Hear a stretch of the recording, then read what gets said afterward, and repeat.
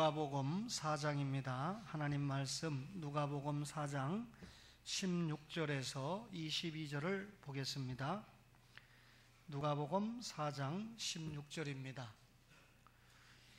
예수께서 그 자라나신 곳 나사렛에 이르사 안식일에 늘 하시던 대로 회당에 들어가사 성경을 읽으려고 서심해 선지자 이사야의 글을 드리거늘 함께 읽읍시다. 책을 펴서 이렇게 기록된 데를 찾으시니 곧 주의 성령이 내게 임하셨으니 이는 가난한 자에게 복음을 전하게 하시려고 내게 기름을 부으시고 나를 보내사 포로된 자에게 자유를 눈먼 자에게 다시 보게 함을 전파하며 눌린 자를 자유롭게 하고 주의 은혜의 해를 전파하게 하려 하심이라 하였더라. 책을 덮어 그 맡은 자에게 주시고 앉으시니 회당에 있는 자들이 다 주목하여 보더라. 이에 예수께서 그들에게 말씀하시되 이 글이 오늘 너희 귀에 응하였느니라 하시니 그들이 다 그를 증언하고 그 입으로 나오는 바 은혜로운 말을 놀랍게 여겨 이르되 이 사람이 요셉의 아들이 아니냐, 그렇게 기록을 했습니다. 아멘. 예수님은 모든 면에서 여러분과 저의 모범이 되십니다. 만약에 우리가 주님처럼 기도한다면 좋은 기도자가 될 것입니다. 또 우리가 주님처럼 사랑을 한다고 그러면 누구든지 성자가 될 것입니다. 주님처럼 겸손하고 주님처럼 온유하고 주님처럼 진실하다고 하면 우리의 삶을 통해서 많은 사람들이 주님 앞에 돌아오게 하는 산 증인이 될 수 있을 것입니다. 여러분, 주님은 예배에 있어서도 우리의 모범이 되셨는데 지상에 세워진 교회의 가장 설립된 중요한 이유는 영혼을 구원하기 위한 것이 설립된 중요한 이유가 됩니다. 또 하나의 중요한 이유를 설명하라고 그러면 하나님께 예배 드리기 위함입니다. 예배를 참되게 드린다고 하면 참으로 복되고 은혜로운 성도가 될 수 있다, 그렇게 생각합니다. 예수님은요, 오늘 안식일에 늘 하시던 대로 회당에 들어가셨어요. 누가복음 4장 16절에 보니까 예수께서 그 자라나신 곳 나사렛에 이르사 안식일에 늘 하시던 대로 회당에 들어가사, 이렇게 기록이 됐습니다. 나사렛, 예수님께서 성장하신 지역에도 유대인들이 모여서 예배드리는 회당이 있었다, 그 말이죠. 안식일이 되었습니다. 예수님은 늘 하시던 대로 회당에 들어가셨습니다. 늘 하시던 대로, 이 말은 당시의 규례를 따랐다, 그 말이죠. 여러분, 일상생활에서 우리가 해야 될 규칙과 그리고 이 관례를 규례다, 이렇게 말합니다. 예컨대 아침에 잠자리에서 일어나면 여러분 양치질을 하죠. 세수를 하죠. 누구든지 보통 이러한 일을 하죠. 이게 규례입니다. 이스라엘 사람들은요, 안식일이 되면 반드시 회당에 가서 예배를 드렸습니다. 이스라엘 사람이라고 하면 누구나 막론하고 남자가 됐든지 여자가 됐든지 여러분 아이가 됐든지 지켜야 될 규례가 안식일 규례입니다.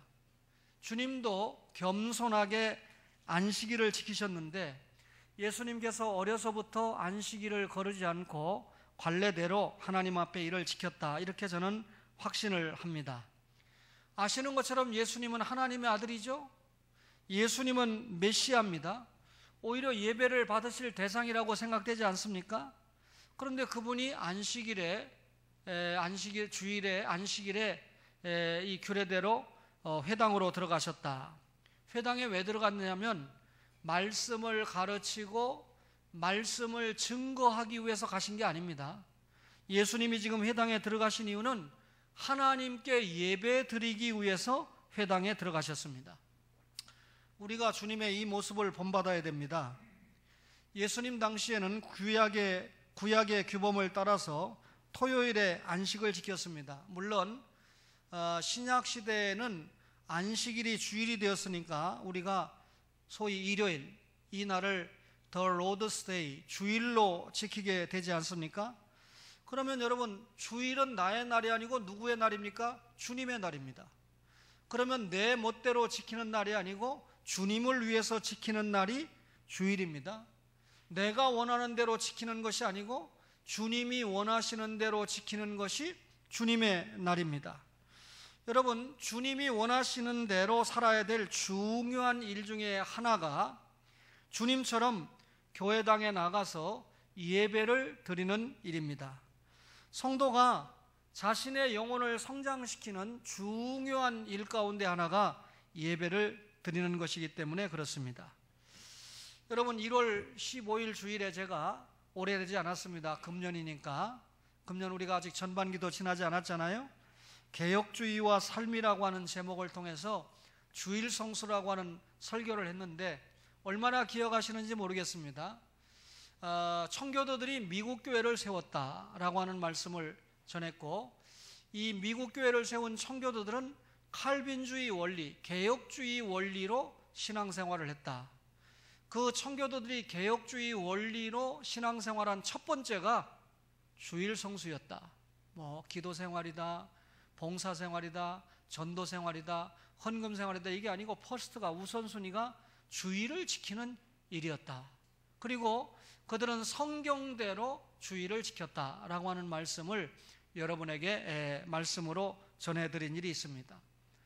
이 자리에서 함께 예배드리는 전 아무개 성도님은 그동안 10여 년 동안 교회를 다녔는데 어떤 목사님도 어떤 전도사님도 주일을 잘 지켜야 됩니다 라고 자신에게 말한 적이 없는데, 죄송하게도 유독 신재철 목사만은 자신에게 설교를 통해서도 주일을 지켜야 됩니다, 어디 저 멀리 강화도에 가 있으면 주일을 지켜야지 왜 강화도에 가 계십니까? 정찬배 장로님이 고향이 강화도라고 주일날 강화도에 가 있습니까? 교회 왔지요 라고 설명을 했다는 것입니다. 그래서 주일 성수가 무엇인지 목사를 통해서 중요하게 설명을 듣던 중에 설교를 들으면서 참 주일 성수가 중요하구나 하는 것을 깨닫게 되었다고 고백을 합니다. 여러분, 예수님 당시에 회당의 가르침은 정확하지 못했어요. 잘 아시는 것처럼 종교 지도자들이 얼마나 타락을 했습니까? 여러분, 인본주의 모습이 회당 안에 가득 찼습니다.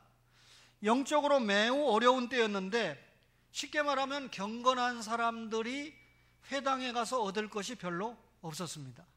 그러니 예수님께서 회당에 가서 얻을 것이 전혀 없었다는 거죠. 그런데 예수님은 안식일이 되니까 회당에 가셨다는 거예요.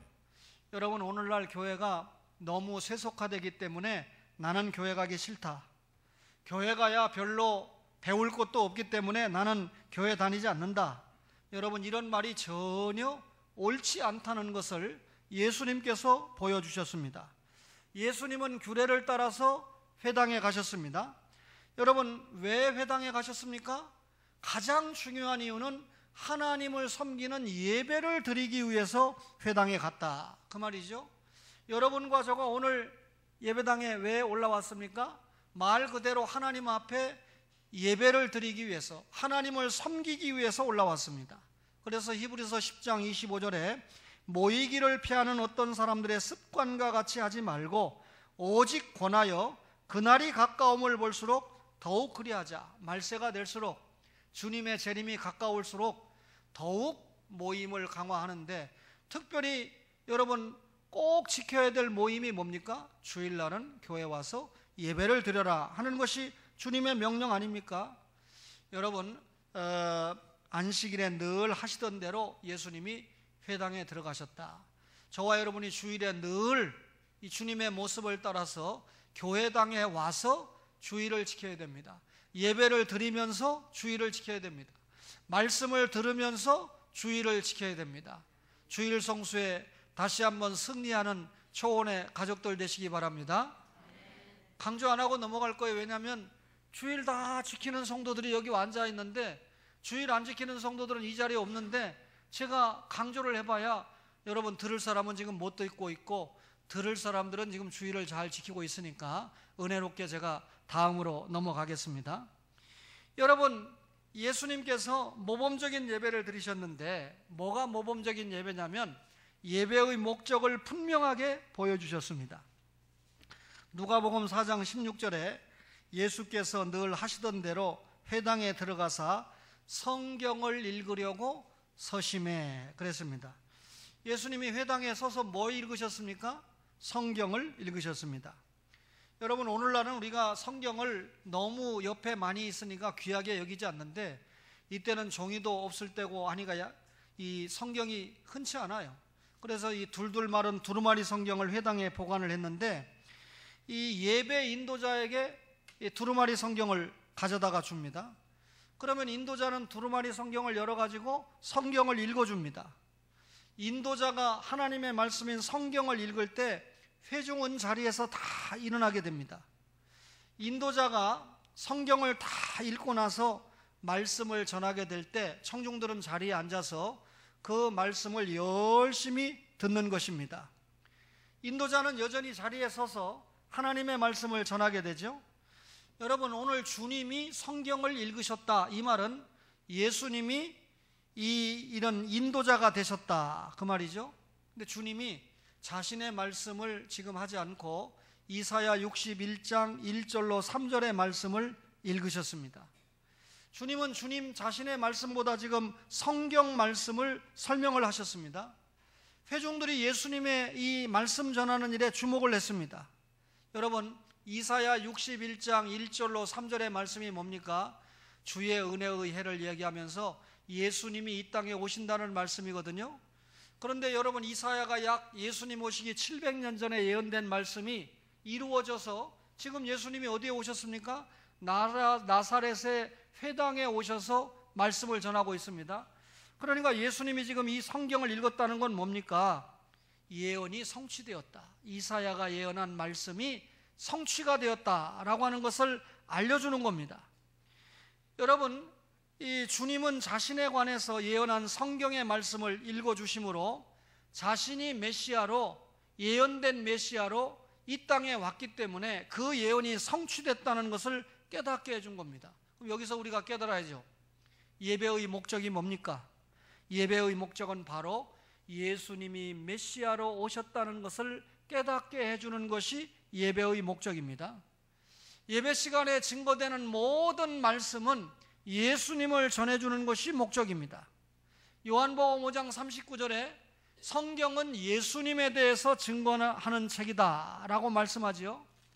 따라서 설교를 하면서 아브라함이 훌륭한 사람이다, 요셉이 어떤 사람이다, 모세가 어떤 사람이다 라고 하는 건 그렇게 중요하지 않아요.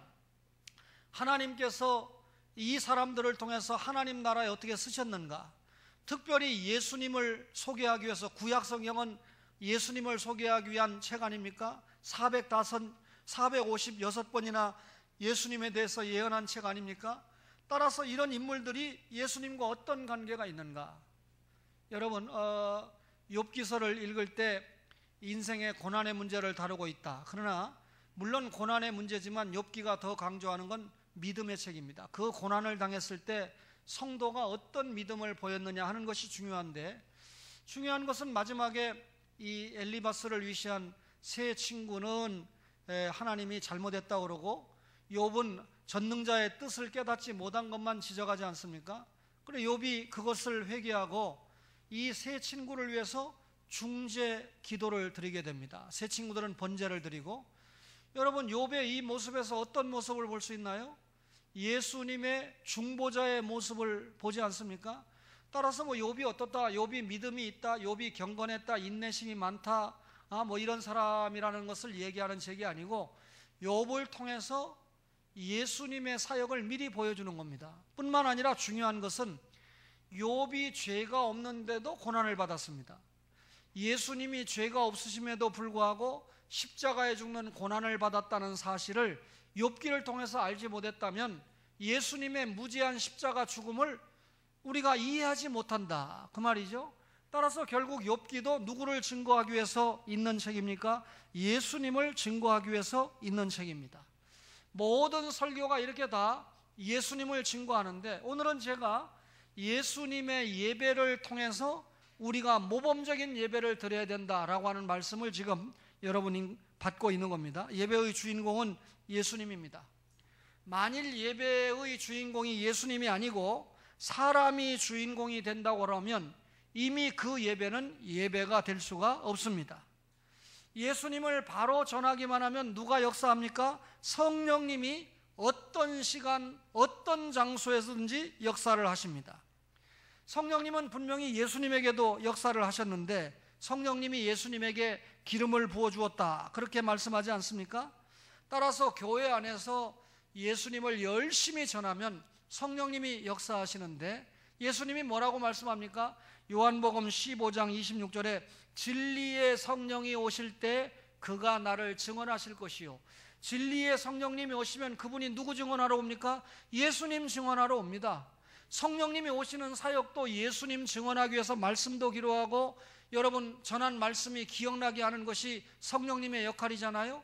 따라서 성령님은 우리가 예수 그리스도를 전할 때 강하게 역사하실 수밖에 없는 분이 성령님입니다. 오늘 본문에 보니까 가난한 자에게 복음이 전해진다. 누가복음 4장 18절에 가난한 자에게 복음을 전하게 하시려고 그랬는데 여기 가난한 자는 물질적으로 빈곤한 자를 말하는 것이 아닙니다. 마태복음 5장 3절에 보니까 심령이 가난한 자. 심령이 가난한 자는 뭘 얘기하죠? 책을 많이 안 읽고 공부를 많이 안 한 사람을 심령이 가난한 자라고 말하나요? 아니죠. 하나님 앞에서 자신을 비추어 볼 때 나는 철저하게 죄인이라고 깨닫는 사람이 심령이 가난한 사람입니다. 구원받을 수 있는 공로나 능력이 나에게는 전혀 없다. 조금 극단적으로 말하면 영적으로 나는 구원받을 만한 지식이 없는, 능력이 없는, 영적으로 알거지다, 이렇게 깨닫는 사람이 가난한 사람입니다. 그 영적으로 가난한 것을 깨닫는 사람은 주여 저를 불쌍히 여기소서, 저는 죄인입니다 라고 겸손하게 고백할 수밖에 없죠. 그러면 영적으로 가난한 자에게 필요한 게 뭡니까? 예수님의 십자가입니다. 예수님의 부활입니다. 대속의 진리가 영적으로 가난한 자에게 복음인 거죠. 여러분, 심령의 가난을 느끼는 사람에게 이보다 더 아름다운 소식은 없습니다. 심령이 가난한 사람에게 예수님이 내 죄 때문에 십자가에 돌아가셨다, 나를 영원히 살리기 위하여 사흘 만에 부활하셨다라고 하는 그 소식만큼 아름다운 소식이 없습니다. 따라서 심령이 가난한 자는 하나님의 말씀을 받을 때 감격하게 되어 있습니다. 참 예배를 통하여 이런 은혜와 이런 역사들이 분명하게 일어난다, 그 말이죠. 여러분, 오늘 설교 말씀을 들으면서 하나님의 말씀에 은혜가 되지 않으면 여러분 심령이 가난한 자가 아닐지 모릅니다. 여러분, 어떤 역사가 일어납니까? 포로된 자에게 자유를 준다. 누가복음 4장 18절에 포로된 자에게 자유를 그랬습니다. 사람은 누구나 마귀의 포로로 살았습니다. 여러분, 이 사탄이 사람의 마음속에 들어가서 마음대로 사람을 좌지우지했습니다. 여러분, 그러니 사탄이 주인이니까 마귀가 원하는 대로 살아갈 수밖에 없었겠지요. 그런데 복음을 영접하고 예수님을 심령에 모신 사람에게는 사탄이 추방을 당합니다. 대신 그 자리에 누가 주인이 되죠? 성령님이 주인이 되십니다. 여러분, 마귀가 쫓겨남을 당하고 성령님이 내 안에 심령의 주인이 되니까 영적으로 뭘 얻어요? 포로된, 마귀의 포로된 상태에서 영적으로 자유를 얻게 되는 것입니다. 여러분, 언제 영적으로 자유를 얻을 수 있을까요? 예배를 드리는 시간에 영적으로 자유를 누릴 수 있다, 그 말이죠. 눈먼 자를 다시 보게 한다. 누가복음 4장 18절에 다시 눈먼 자에게 다시 보게 함을 전파하며 그랬습니다. 여러분, 진리에 대해서 깨달음이 없는 사람을 눈먼 자다, 그렇게 표현했습니다. 주님은 세상에 오셔서 많은 사람들의 영혼을 깨워서 성령을 통해 거듭나게 하셨습니다. 성령님이 죽은 사람의 영혼을 거듭나게 하죠. 성령님이 진리를 깨닫고 믿게 하시지 않습니까? 진리를 보지 못하던 사람에게 진리를 보게 합니다. 제 말이 아니고 요한복음 9장 39절에 예수께서 이르시되 내가 심판하러 이 세상에 왔으니 보지 못하는 자들은 보게 하고, 여러분, 눈을 멀쩡하게 떴는데 뭘 보지 못한다는 말입니까? 진리의 말씀을 보지 못하는 자를 말합니다. 하나님께 예배드리는 시간에 지금도 눈먼 자들이 다시 보는 일들이 곳곳에서 일어나게 됩니다. 여러분, 믿음은 들음에서, 들음은 그리스도의 말씀으로 생기지 않습니까? 예배를 드리러 와서 하나님의 말씀을 듣는 중에 영적으로 보지 못하던 자들이 하나님의 나라를 보는 놀라운 역사가 이루어지게 된다, 그 말이죠. 그러니 여러분들이 저에게 와서 정치 이야기를 듣거나 여러분 경제 이야기를 들으러 온 것이 아니라 하나님의 말씀을 들으러 왔기 때문에 목사가 강단에서 하나님의 말씀을 잘 전하면, 용서하세요, 좋은 목사고, 또 말씀을 잘 받는 성도는 좋은 성도가 되는 것입니다.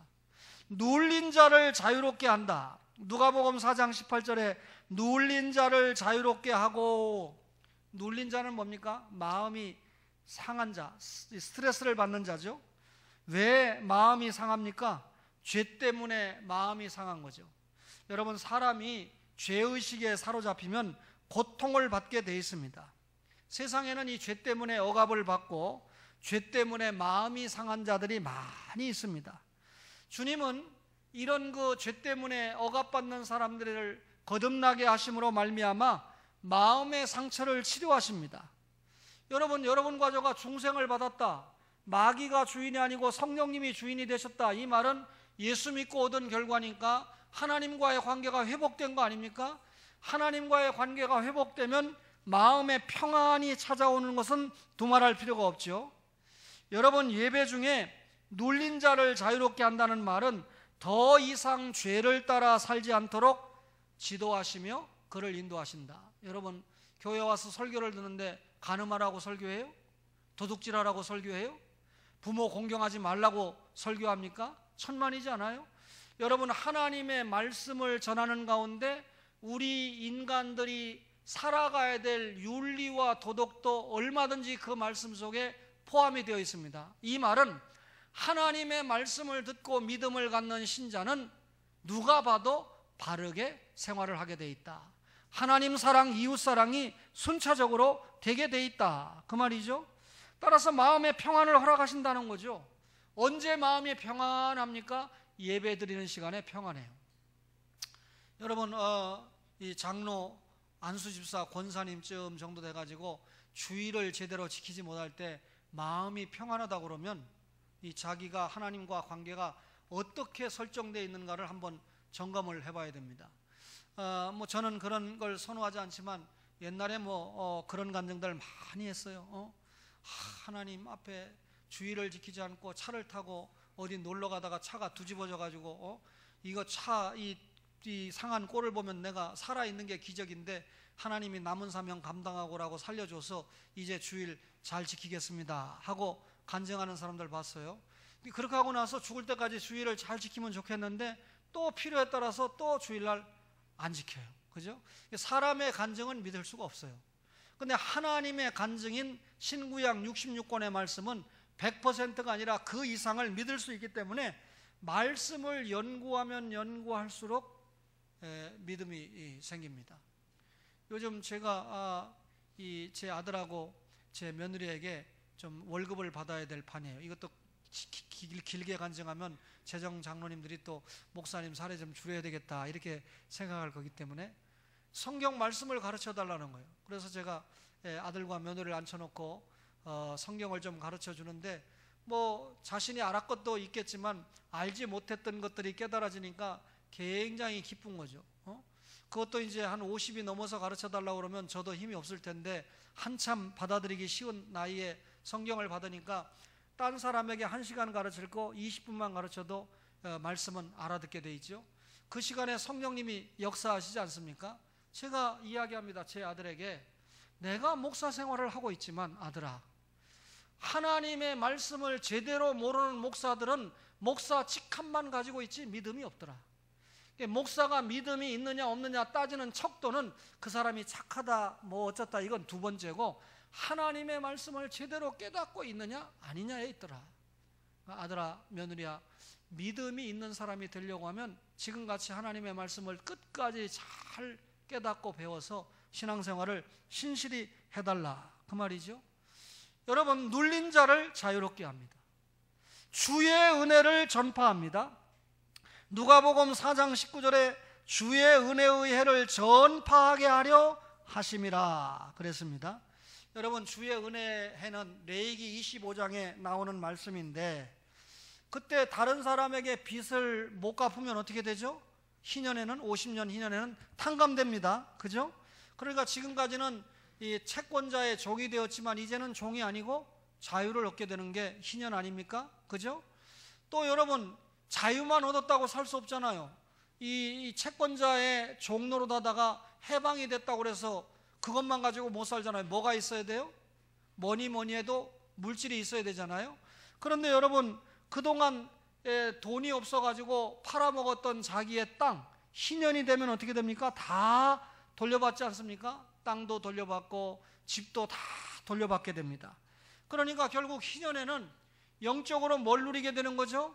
자유를 누리게 되는 겁니다. 여러분, 종되었다가 해방이 되었다는 건 마귀의 종되었다가 예수님의 은혜로 구원받았다, 이걸 얘기하는 거잖아요, 레위가.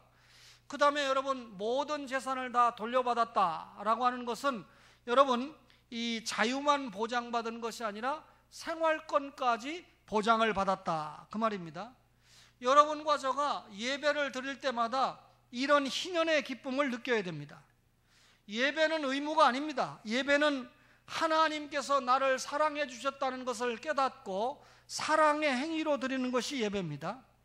하나님께서, 여러분, 하나님을 가장 기쁘시게 하는 방법이 예배죠. 예배를 통해서 우리가 하나님을 만나는 거 아닙니까? 이 예배를 통해서 하나님을 만난다라고 하면 그 시간 자체가 무슨 시간입니까? 은혜의 시간입니다. 여러분, 온 일가 친척이 모여서 잔치를 하는 것처럼 성도들이 모여서 기쁘게 자유와 생활을 만끽하는 예배를 드리는 거죠. 여러분, 이렇게 자유와 생활을 만끽하는 희년의 예배라고 그러니까 열린 예배를 드려야 된다. 여러분, 그거 아닙니다. 영과 진리의 예배를 드려야 되죠. 그죠? 앞에서 찬송을 인도하는 사람이 이 공인된 악보에 맞추어서 찬송을 인도해 주니까 우리가 은혜롭게 따라갈 수 있잖아요. 그죠? 여러분, 제가 더 이제 나이가 먹어지면 제 아내에게 통제를 받을 일이, 연세가 많아지면 이 스승님들 와서 보니까 너무 길어지더라, 짧게 할 말을. 그러니까 저보고 나이 먹어도 절대 설교 길게 하지 말아라. 아직은 뭐 손자 손녀가 없지만 당신도 잘못하면 손자 얘기를 할 수 있는 가능성이 있으니까 절대 얘기하지 말라 그랬는데, 제가 지금 손자나 아들 얘기하려고 하는 게 아니고요.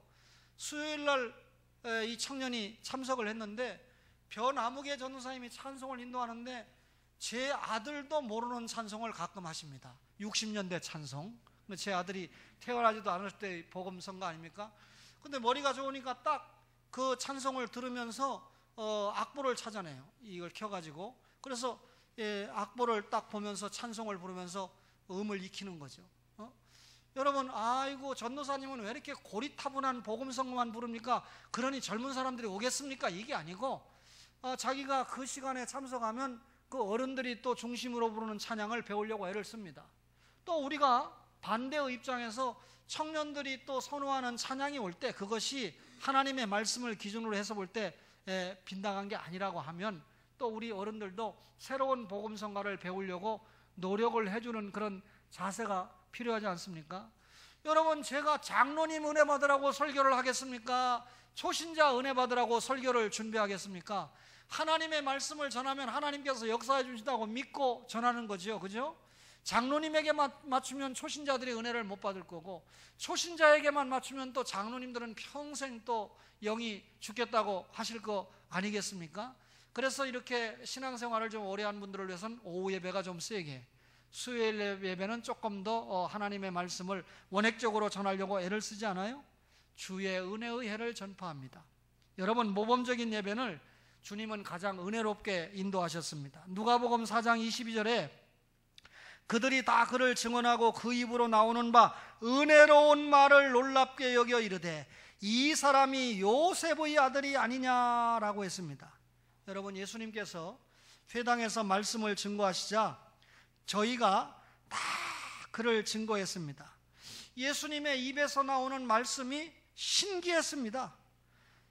시편 45편 2절에 보면 예수님에 대해서 왕은 사람들보다 아름다워 은혜를 입술에 머금으니 그러므로 하나님이 왕에게 영원히 복을 주시도다, 이렇게 예언을 했습니다. 예수님의 관심은요, 회중의 인기나 또 사람들이 드리는 헌금에 예수님의 관심이 있지 않았습니다. 여러분, 이 성도들이 드리는 헌신이나 헌금은 하나님의 은혜로 받은 일에 대한 감사의 표시죠. 예수님이 관심을 가진 것은 언제나 그 사람의 영혼이었습니다. 여러분, 저는 이 새 정부의 새 대통령이 전무후무한 이런 현재 이 초창기 인기를 누리고 있다. 그러면 그 인기가 끝까지 가기를 바라고 기도하는데, 그 인기를 누리는 비결이 무엇일까? 전임 대통령과 비교되는 그런 안타까움도 있겠습니다만, 제가 생각할 땐 일단 가시적으로 사람의 영혼을 사랑하는 것이 보이는 거죠. 여러분, 지금도 구 여권의 사람으로 생각되는데, 여러분 잘 아시죠? 전임 대통령에게 책을 읽지 않는 머리가 빈 사람이라고 일갈했던 전 아무개, 하여튼 전 씨가 세요. 첫 자는 전자고 끝 자는 옥자인데 가운데 자는 참고로 여자입니다. 이분이 나와가지고 하는 이야기가, 이 문 대통령이 국정에 딱 임하면서, 대통령에 임하면서 가장 잘한 일은 세월호에 빠져서 죽은 기간제 교사들을 순직 처리해 줌으로 말미암아 적절하게 명예를 회복하고 보상을 받을 수 있도록 해주는 것이 가장 잘한 일이었다. 자기하고 당도 다른데 이 비판자의 입장에 있을 수 있는 현 야당의 입장에서 여당의 대통령을 그렇게 극찬하는 모습을 보면서 저도 동감을 했습니다. 여러분, 사람의 영혼을 생각하지 못하는 목사, 여러분 성도가 있다 그러면 깊이 자성해야 됩니다.